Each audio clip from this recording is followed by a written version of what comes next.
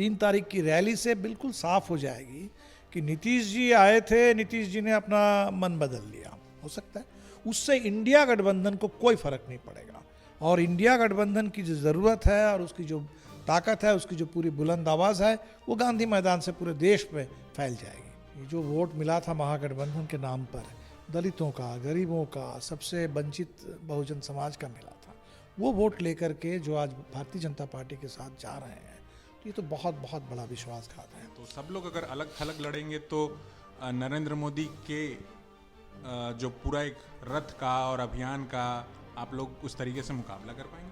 नहीं, पहली बात 100% सीट एडजस्टमेंट हम लोगों को भी लगा था शुरू से ही कि शायद संभव भी नहीं है, ज़रूरी भी नहीं है।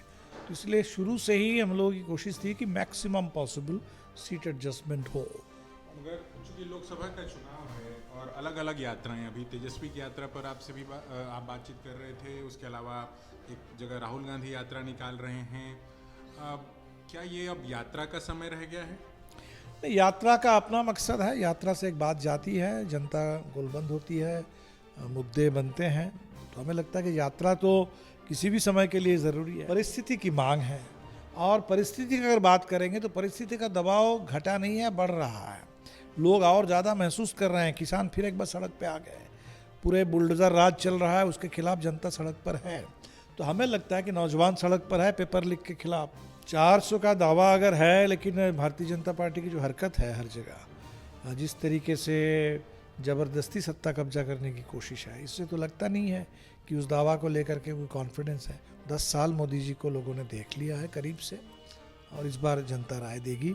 भले वो राय अभी ओपिनियन पोल में दिखाई पड़े ना पड़े, उससे कोई फ़र्क नहीं पड़ेगा। इस वक्त देश के भीतर तरह तरह की जो कवायदे हो रही हैं वो लोकसभा चुनाव के लिहाज से हो रही हैं। आज तारीख है 1/3 को एक रैली प्रस्तावित है महागठबंधन की। उससे पहले प्रधानमंत्री नरेंद्र मोदी आ रहे हैं, बिहार के भीतर 2 सभाओं को संभवतः संबोधित करेंगे। उससे पहले आज जो भाकपा माले के महासचिव हैं उन्होंने एक प्रेस कॉन्फ्रेंस का कॉल लिया था और कुछ दल बदल कानून को लेकर के भी बात कर रहे थे। आप लोगों का जो कुनबा है वो जिस तरीके से नीतीश कुमार आए और वो मजबूत दिखाई पड़ रहा था, या आप लोगों का जो कुनबा है जिसमें आप लोग विधायकों की गिनती कर रहे थे, उसमें कांग्रेस के भी एमएलएज थे, या आज भी जब हम आपसे बात कर रहे हैं तो आरजेडी के एक और विधायक टूट गए हैं। वैसे में आप दल बदल कानून की, क्या कानून काफ़ी है इन सारी चीज़ों में? एक और कानून आया है जिसको लेकर के भी आप लोग आज आक्रामक हैं सरकार पर जिस तरीके से, तो कानूनन बात करें या राजनीतिक तौर पर बात करें? दोनों मोर्चे पर ही बात होनी चाहिए। हमें लगता है कानून की जहाँ तक बात है तो बहुत साफ है कि कानून में ये संशोधन ज़रूरी है कि दल बदल करने से पहले आप इस्तीफ़ा दे दें। जिस दल से आप चुनाव में गए, जीते हैं, जिस दल के नाम पर अपने जनता से वोट लिया, अगर आपको दल बदल करना है तो आप इस्तीफ़ा दे करके फिर से जनता के पास जाएं। ये तो कानून की बात है। और इस कानून का अभी ये शर्त पहले एक ज़माने में होती थी, ये बाद में बदल दिया गया था, लेकिन आप देख रहे हैं उसका परिणाम क्या निकल रहा है। दूसरा है कि जहाँ तक जनता की बात है, हमें लगता है कि जनता को भी और सजग होना होगा और ज़्यादा दबाव बनाना होगा। और जब भी जनता के साथ, उनके वोट के साथ, जिस वोट के साथ उनकी उम्मीदें जुड़ी रहती हैं, जिस वोट के साथ उनका स्वाभिमान, उनका अधिकार, उनका आक्रोश जुड़ा रहता है, उसका अगर ऐसा मजाक कोई उड़ाए तो, और बिल्कुल विपक्ष में विरोधी के साथ जा कर के मिल जाए, तो मैं समझता हूँ जनता का अपमान है। तो ये अपमान के खिलाफ जनता को भी और ज़्यादा मुखर होना होगा। और ख़ासकर ये जो वोट मिला था महागठबंधन के नाम पर, दलितों का, गरीबों का, सबसे वंचित बहुजन समाज का मिला था, वो वोट लेकर के जो आज भारतीय जनता पार्टी के साथ जा रहे हैं, तो ये तो बहुत बहुत बड़ा विश्वासघात है। तो हम कोशिश करेंगे कि इसके खिलाफ भी जनता के स्तर पर भी व्यापक गोलबंदी हो। जैसे आप लोगों ने जिस तरीके से एक इंडिया ब्लॉक का निर्माण किया और उसका सूत्रधार बनाया नीतीश कुमार को, नीतीश कुमार भी दूसरे खेमे में फिर से वापस लौट गए, आरएलडी थी टूट गई, या तमाम जगहों पर, तो आपको लग रहा है कि जो इंडिया ब्लॉक बनता हुआ दिखाई पड़ रहा, तो हम ममता बनर्जी की हम बात करें तो सब लोग अगर अलग थलग लड़ेंगे तो नरेंद्र मोदी के जो पूरा एक रथ का और अभियान का आप लोग उस तरीके से मुकाबला कर पाएंगे? नहीं, पहली बात 100% सीट एडजस्टमेंट हम लोगों को भी लगा था शुरू से ही कि शायद संभव भी नहीं है, ज़रूरी भी नहीं है। तो इसलिए शुरू से ही हम लोगों की कोशिश थी कि मैक्सिमम पॉसिबल सीट एडजस्टमेंट हो, और हमें लगता है चीज़ें उसी दिशा में बढ़ रही है। आम आदमी पार्टी और कांग्रेस के बीच में कई राज्य में एक संपूर्ण तालमेल हो गया, समाजवादी पार्टी और कांग्रेस के बीच में तालमेल हो गया। हमें लगता है कि झारखंड बिहार में बातचीत लगभग आखिरी दौर में है, और हमें लगता है कि इन दोनों राज्यों में भी हम लोग ठीक से तालमेल कर ले जाएंगे। दक्षिण के राज्यों में भी यही स्थिति है।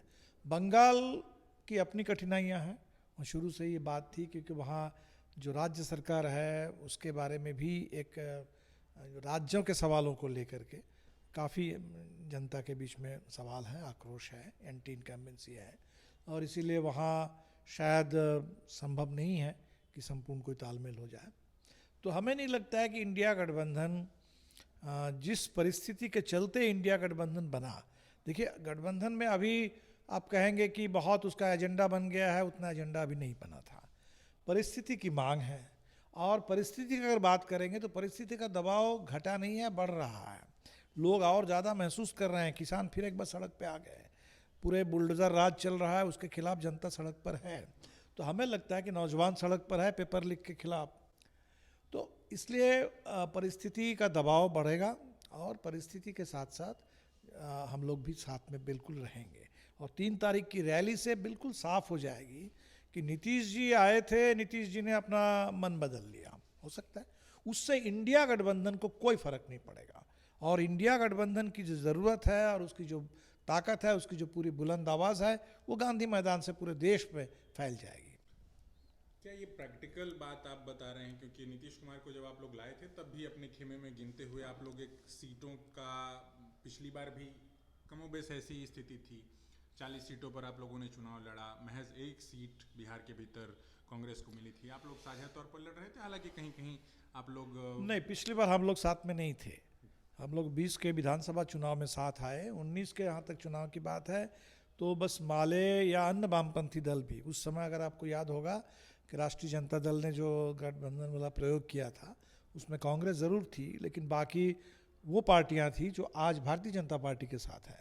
आरएलएसपी, जीतन राम मांझी की पार्टी, एक पार्टी वीआईपी भी, हालांकि वो शायद एनडीए के साथ नहीं है। तो इसलिए वो जो 2019 का प्रयोग था वो तो सफल नहीं हुआ। जहाँ तक वामपंथ की बात है तो सिर्फ आरा में 1 सीट को लेकर के राष्ट्रीय जनता दल ने समर्थन दिया था, और 20 का गठबंधन दूसरा था। और हमें लगता है कि 20 का ही जो 20 के गठबंधन में हम लोग जो रिजल्ट पाए थे उससे हम लोगों को आगे बढ़ना है, और 24 का चुनाव 19 में नहीं लौट करके जाएगा, वो 20 के रास्ते पर आगे बढ़ेगा। मगर चूंकि लोकसभा का चुनाव है और अलग अलग यात्राएं, अभी तेजस्वी की यात्रा पर आपसे भी आप बातचीत कर रहे थे, उसके अलावा एक जगह राहुल गांधी यात्रा निकाल रहे हैं, क्या ये अब यात्रा का समय रह गया है? यात्रा का अपना मकसद है, यात्रा से एक बात जाती है, जनता गोलबंद होती है, मुद्दे बनते हैं। तो हमें लगता है कि यात्रा तो किसी भी समय के लिए ज़रूरी है, लेकिन इसका मतलब ये नहीं है कि सिर्फ लोग यात्रा कर रहे हैं। यात्रा के साथ साथ बाकी जो चुनाव की तैयारी करनी है वो काम भी चल रहा है। सीटों को लेकर के जो बातचीत, हमें लगता है कि वो बातचीत जहाँ तक कांग्रेस पार्टी है, राष्ट्रीय जनता दल है, सबके साथ बातचीत तो चल रही है। तो हमें लगता है कि दोनों काम साथ साथ होगा, और अब तो यात्रा का दौर भी समाप्त हो रहा है, चुनाव आ रहा है, और बिल्कुल चुनावी समर में हम लोग पूरी एकता और तैयारी के साथ उतर जाएंगे। जिस तरीके के तमाम सर्वे और रिपोर्ट्स आ रहे हैं, या फिर भारतीय जनता पार्टी के नेतृत्व के हवाले से जो बातें आ रही हैं, 400 के दावे हैं, वैसे में आप लोग लग रहा है विपक्ष को और बेहतर तैयारी करनी चाहिए थी? 400 का दावा अगर है, लेकिन भारतीय जनता पार्टी की जो हरकत है हर जगह, जिस तरीके से ज़बरदस्ती सत्ता कब्जा करने की कोशिश है, इससे तो लगता नहीं है कि उस दावा को लेकर के कोई कॉन्फिडेंस है। वो तो बोलने की बात है तो बोल रहे हैं। हमें लगता है कि ये चुनाव 2004 की जो याद है ना देश की, वो याद फिर से ताज़ी हो जाएगी। 2004 में भी हर सर्वे ही बोल रहा था इंडिया शाइनिंग, और अटल जी, अडवाणी जी, मोदी जी से तब पहली बार हिंदुस्तान का परिचय होने लगा था गुजरात जनसंहार के बाद। तो 2004 में जो हिंदुस्तान ने राय दे दी उस दौर में, तो हमें लगता है कि 24 का भी उसी तरह का होगा।